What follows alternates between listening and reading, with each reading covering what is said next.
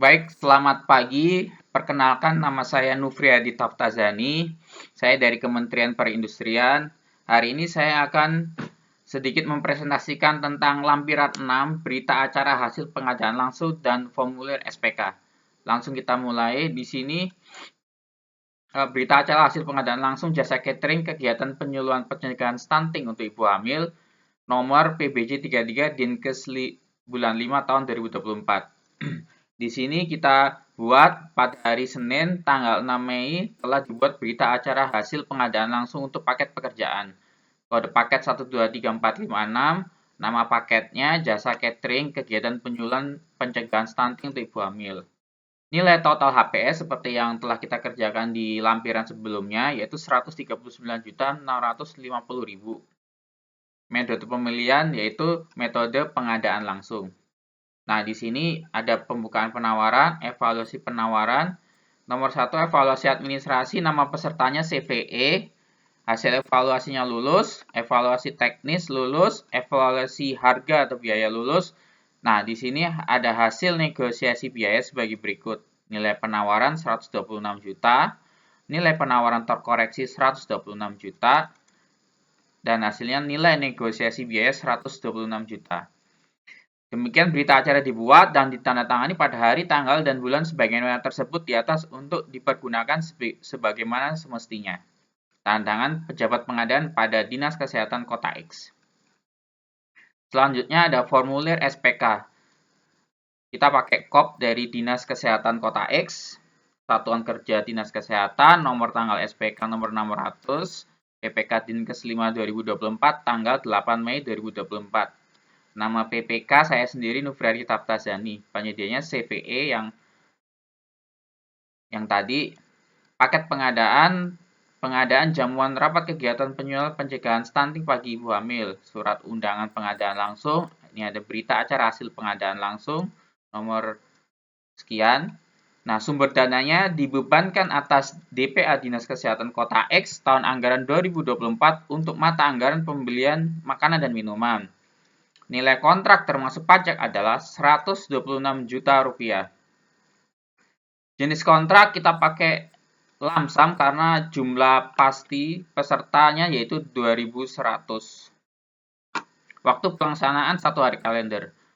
Di sini ada nama PPK Dinas Kesehatan saya sendiri, dan untuk penyedianya pengadaan jamuan rapat Pak Ahmad dari Direktur CVE. Selanjutnya kita akan beralih ke syarat umum surat perintah kerja atau SPK.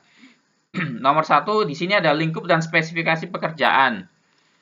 Lingkupnya yaitu menyediakan jamuan rapat kegiatan penyuluhan pencegahan stunting bagi ibu hamil.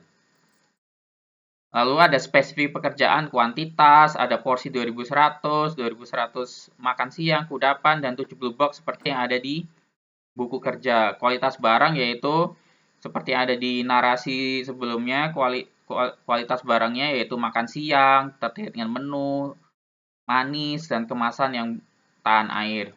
Waktu pelaksanaan 18 Mei, layanan pengiriman yaitu dilakukan maksimal 30 menit sebelum pemberian makan siang dan kudapan snack.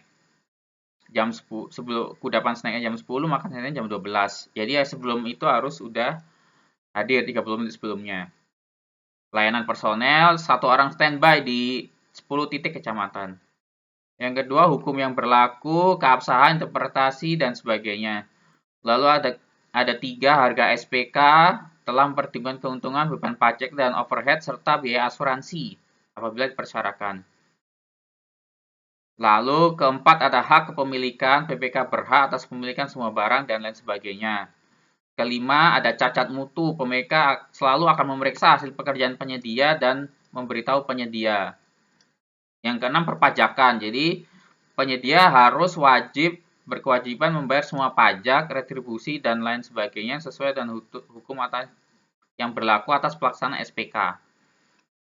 Yang ketujuh, pengalian dan subkontrak. Kedelapan, ada jadwal. SPK berlaku efektif pada tanggal penandatanganan oleh pihak atau pada tanggal yang ditetapkan dalam surat perintah pekerja. Yang berikutnya adalah asuransi. Apabila bersyaratkan, penyedia wajib menyediakan asuransi sejak surat perintah pengiriman sampai dengan tanggal selesainya pemeliharaan untuk barang, pihak ketiga, dan besarnya asuransi sudah di dalam SPK. Yang berikutnya penanggungan resiko.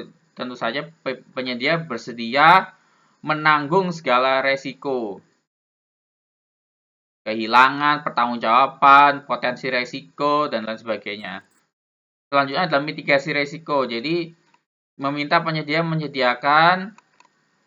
meminta penyedia menyediakan satu koordinasi untuk 10 petugas standby di 10 kecamatan dan 2 orang sopir.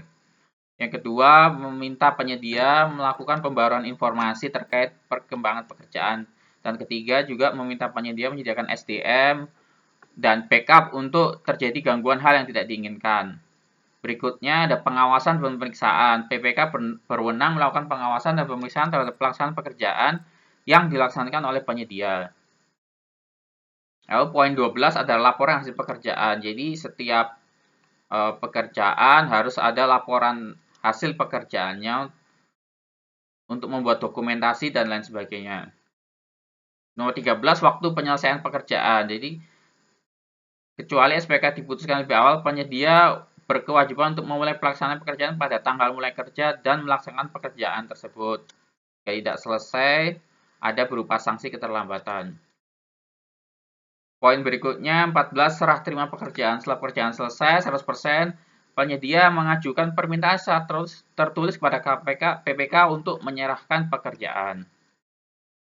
Lalu sebelum ini PPK melakukan pemeriksaan pekerjaan dan pembayaran dilakukan 100% dari harga SPK.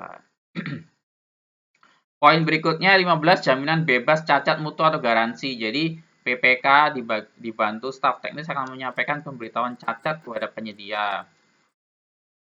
Poin berikutnya perubahan SPK. SPK-nya diubah melalui adendum SPK.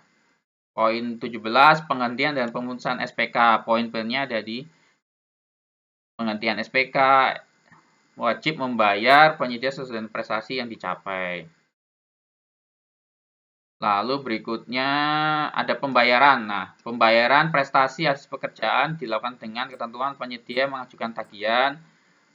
Pembayaran melalui sistem pembayaran harus dipotong pajak. Pembayaran terakhir hanya dilakukan setelah 100% dan PAST serah terima telah ditandatangani. Dalam waktu 7 hari, pengajuan permintaan pembayaran harus sudah melakukan surat kepada pejabat penandatangan surat perintah membayar atau PPSPM. Apabila tidak kesesuaian, PPK dapat meminta penyedia untuk menyampaikan perhitungan prestasi sementara mengesampingkan hal-hal menjadi perselisihan. Poin 19, PPK dan penyedia berkewajiban berupaya menyelesaikan damai perselisihan. Jika tidak dapat diselesaikan, maka ada namanya sengketa arbitrase atau pengadilan negeri. 20, larangan pemberian komisi. Penyedia tidak satu personel pun yang akan menerima komisi. Baik, itu sekian dari saya penjelasan tentang lampiran 6, dokumen berita acara pengadilan langsung dan formulir SPK. Terima kasih atas perhatiannya.